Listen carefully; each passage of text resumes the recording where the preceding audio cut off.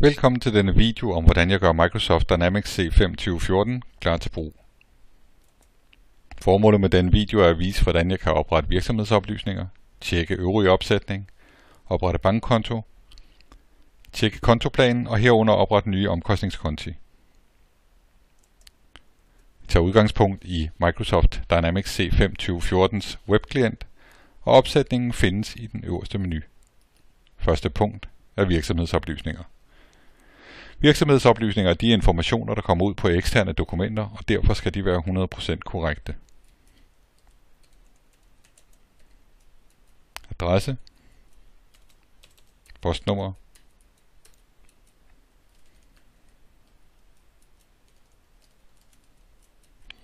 telefon- og CVR-nummer, og mail og web.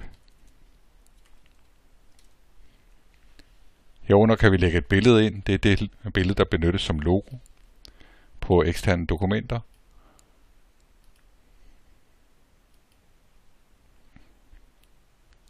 Vi kan også lægge en bankkonto ind. Den bankkonto er den, der vises på eksterne dokumenter.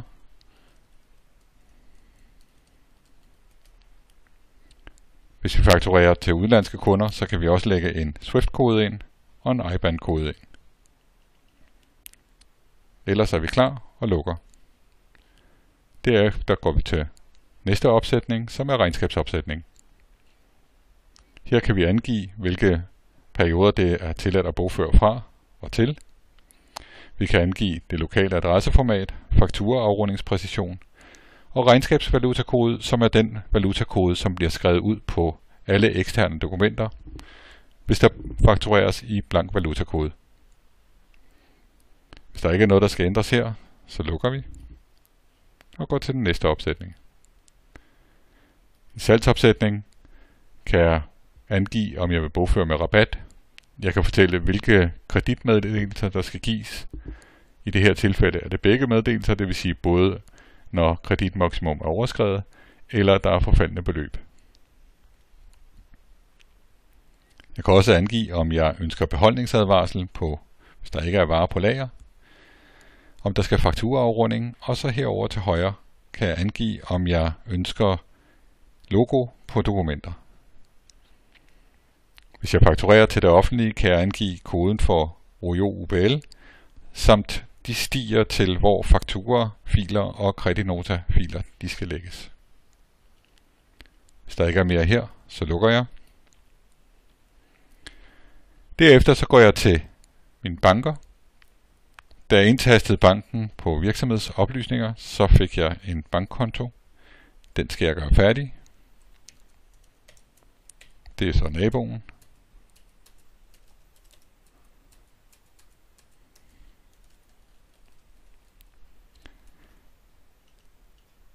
Samtidig skal jeg angive,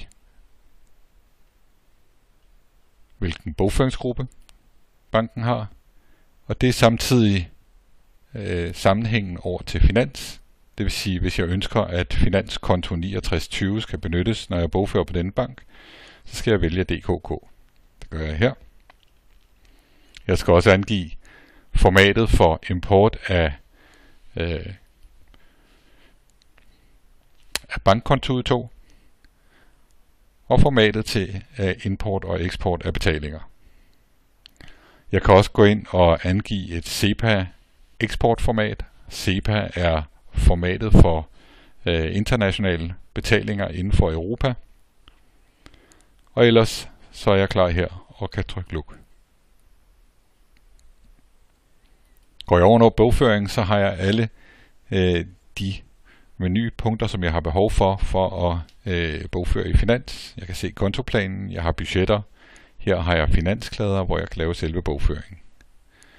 Ønsker jeg at oprette en ny finanskonto, så kan jeg så bladre lidt nedad i kontoplanen.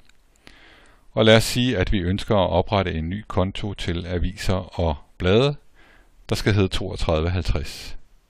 Vi ruller lige op, trykker ny, skriver 3250, aviser og blade. Den må vi hellere lægge på resultatopgørelsen.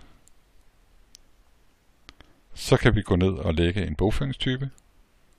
Vi kan vælge en virksomhedsbogføringsgruppe, og vi kan vælge en produktbogføringsgruppe, som samtidig angiver, om der skal være moms eller ikke moms. Momsen kan vi se herover. Den står nu til fritaget. Vi lukker den.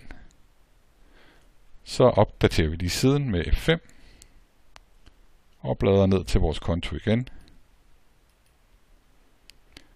32,50. Vi kan se, at den står ikke med samme indrykning som de øvrige. Det kan jeg lige rette op på ved at køre indryk kontoplan.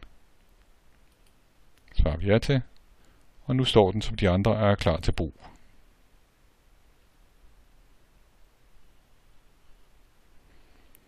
Nu har vi så sat systemet op, og vi kunne så eventuelt lige gå ind og se, hvordan står de informationer så for eksempel på en bogført faktura.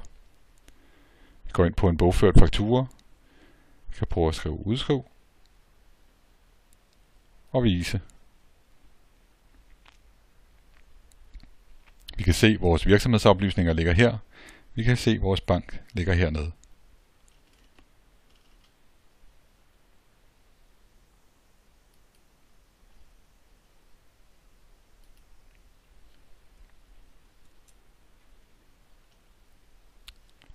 For at opsummere, vi var inde og oprette virksomhedsoplysninger. Vi tjekkede den øvrige opsætning. Vi oprettede bankkonti. Vi tjekkede kontoplanen og oprettede en ny omkostningskonto. Det eneste, som mangler, det er at oprette nye kunder og nye varer. Og der vil jeg henvise til den video, vi har lavet om at oprette nye kunder og varer fra skabeloner. Tak for nu.